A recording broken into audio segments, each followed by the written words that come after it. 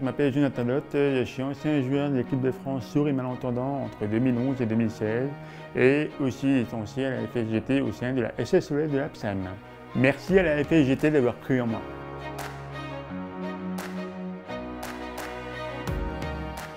J'ai commencé les sports en fait assez jeune, donc ça a commencé à l'âge de 9 ans à peu près, donc c'est d'abord été le football. Par la suite, quand j'ai voulu changer de sport, à peu près vers 17-18 ans, quand il me faisait un peu plus de 1m80, que j'avais des bons réflexes et que mes parents faisaient du volley à leur niveau, donc je me suis naturellement tourné vers le volleyball.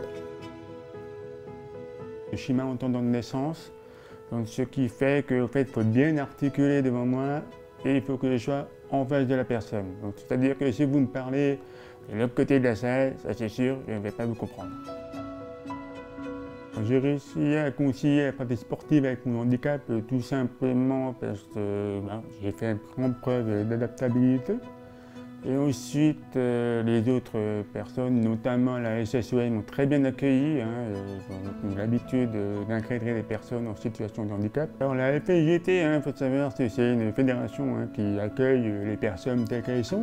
Elle n'est pas forcément obligée de faire de la compétition. Et surtout, ce qui a apporté, c'est qu'il y a beaucoup de convivialité dans cette fédération.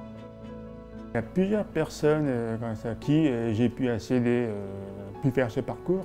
Il y avait déjà la famille Lissler, donc Violaine et Philippe, qui s'occupent du volley à la SSOS d'APSAM. Violaine est devenue présidente entre-temps.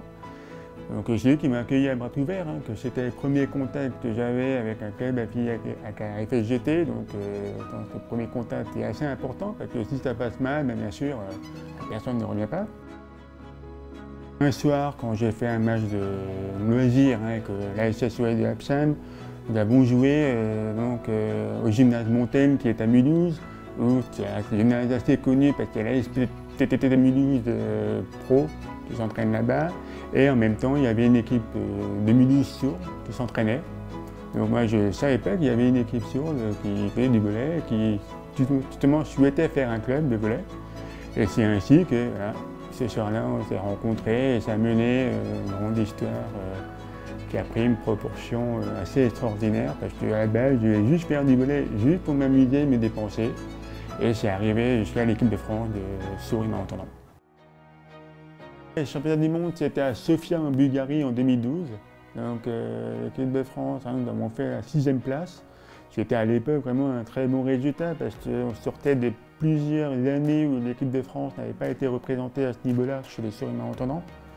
Donc je me rappelle d'un match contre la Belgique où on avait gagné 3-7 à 2 et j'avais fait une part prépondérante à ce match. C'était vraiment un bon souvenir, moi qui viens de la FSGT, d'un tournoi d'une pratique loisir. Je me retrouve sur le terrain d'un championnat du monde de sourds et malentendants. Ce n'était pas prévu, clairement.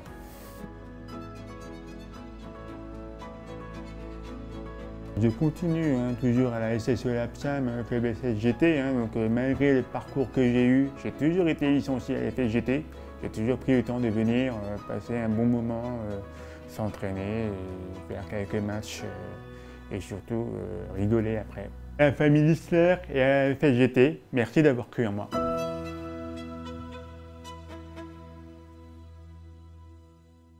90 ans, ça se fête, alors joyeux anniversaire à la FSGT.